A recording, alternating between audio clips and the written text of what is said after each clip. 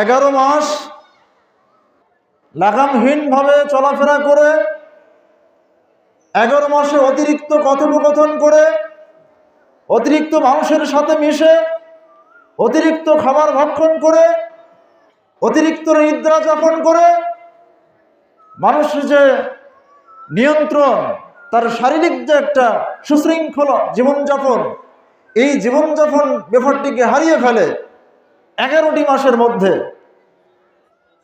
মানুষ হয়ে যায় অপ্রকৃতিস্থ, ভারসাম্যহীন, শান্ত মেজাজ থাকে না।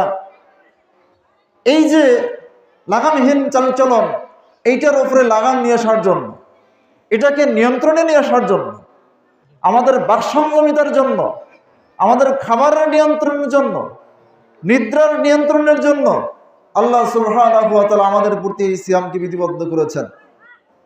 এই সিয়াম সাধনার মাধ্যমে দূর হয়ে যাবে মানুষের অতিরিক্ত কথোপকথন।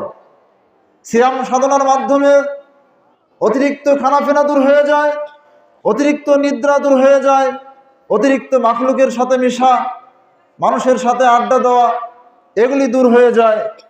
আল্লাহ সুবহানাহু ওয়া তাআলার হিকমা এটাই চেয়েছেন যে কোন প্রশিক্ষণ, কোন ট্রেনিং গ্রহণ করলে, বান্দার প্রতি কোন ইবাদতকে বিধিবদ্ধ করলে, ফরজ করলে বান্দার মধ্য থেকে এই অতিরিক্ত ফজুল কাজগুলো দূর হয়ে যেতে পারে।